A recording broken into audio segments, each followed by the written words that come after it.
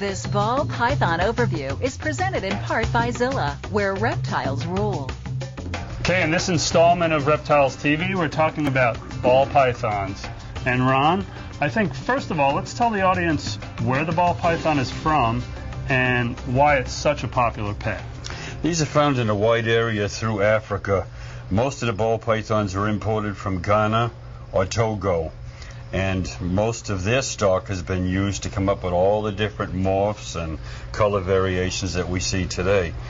They're a very important pet because, number one, they're reluctant to bite. It can happen, but generally, compared to most snakes, they're very, very calm. They can be touched. They're head shy, as you can see, but after a while, they'll even let you pat the head. As long as you hold them comfortable, they feel good.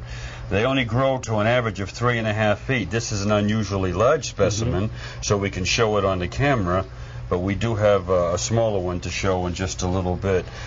Usually a 20-long tank is fine, and most people can afford that in their budget, along with the other necessary equipment. Is the ball python easy to maintain on a weekly basis?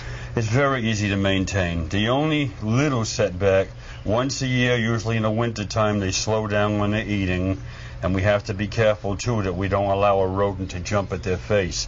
If we do, they go off food for a little while.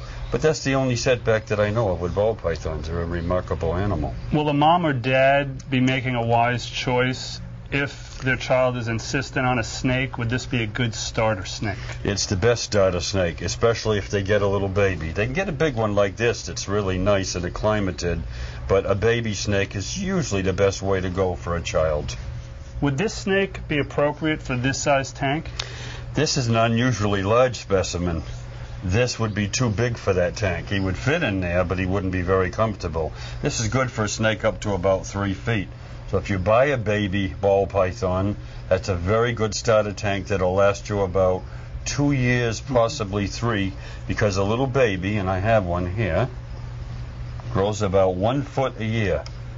So this one here is about 1.5 feet. It'll be 2.5 feet long in a year, and then the next year 3 to 3.5 feet, and that's about how long that tank will last, is 2 years. I think I could handle this guy.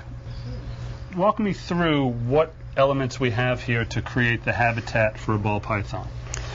Well, when you set something up, you have to think natural. What makes the snake most comfortable? If you really love the snake, you want to do things right. Love means seeking the other individual's attention or what pleases him most. So we'd want to have the right size tank. We'd want to have a good substrate so he feels comfortable when crawling.